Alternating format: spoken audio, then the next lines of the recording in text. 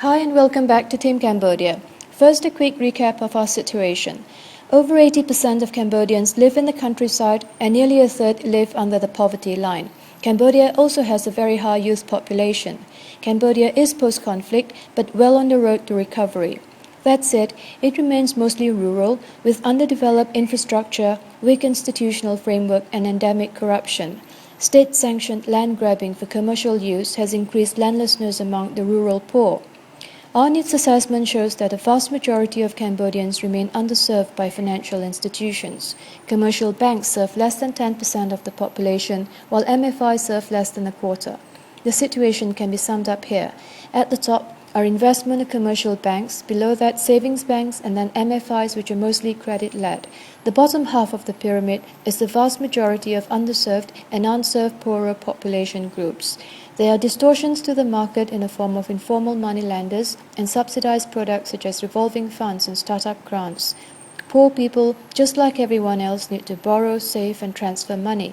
If they can't borrow from family, they have to use high-priced and unforgiving moneylenders.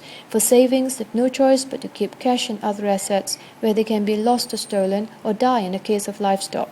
To transfer money, poorer households must use informal services which are expensive and risky.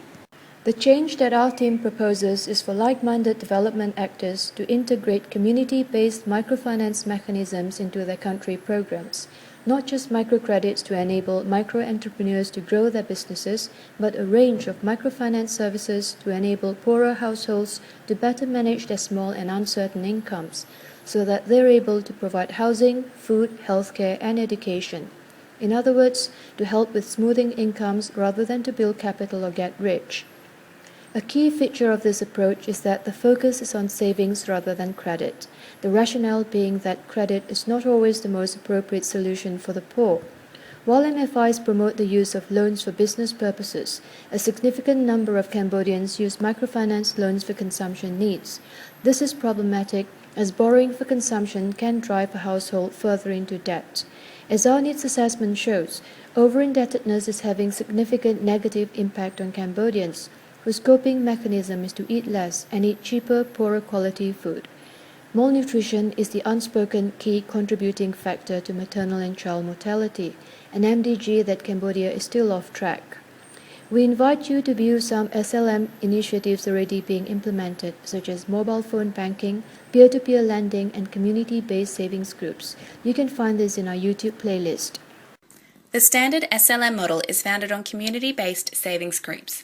To refresh your memory on how SLM operates, you can view our video on the class YouTube playlist. We believe that SLM is the most appropriate, not only because it suits the specific microfinance needs of Cambodia, but also exemplifies good development practice. The SLM model emphasizes community autonomy and ownership. It does this in practice by helping communities create accessible, transparent, flexible, and self-managed groups that use member savings to provide short-term loans. Under SLM, group members are in total control of savings and loan policy. The SLM model also protects communities against dependency because there is no external injection of working capital or linkages to commercial MFIs. Finally, SLM builds trust and fosters positive relationships among group members and within the community, which is particularly relevant in post-conflict settings such as Cambodia. But this is not all. As PACT identified, it is important that microfinance not only makes finance available to the poor, but also impactful for the poor. In light of this, the SLM model will be optimized by embedding it into the unique context of the communities it operates in. This will enable it to contribute towards broader community development and poverty alleviation outcomes, in addition to improving access to finance. To do this, we propose that SLM should be run by pre-existing local NGOs and incorporated into their particular development programming model.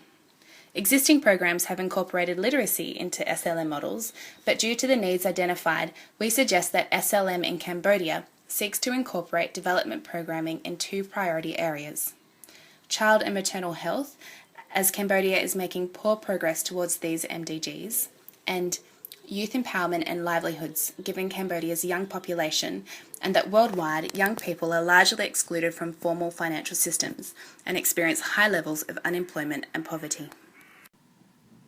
Since 2004, Oxfam, CARE, PACT, CRS, and their local partner NGOs have developed different SLM models in Cambodia.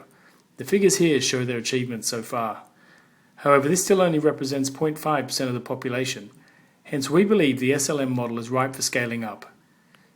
Through SLM, accumulated small savings will be mobilised for use in critical development areas such as agriculture, small business, health, food and household security. The impact on the social and economic development in Cambodia will be significant. As development analyst Matthias Sen explains, increasing income is very valuable in providing individuals and communities with the means to improve their development outcomes. But income alone does not achieve this. Therefore, SLM programs need to be embedded into broader development programming in order to contribute to long-term poverty alleviation. MFIs in Cambodia and around the world have found it difficult to negotiate the trade-off between financial profit, sustainability, and extending services which increase the social impact of microfinance programs. We believe it is possible to increase access to financial services, as well as improving the impact of those financial services for the poor, and we invite you to be part of this unique opportunity. Thank you.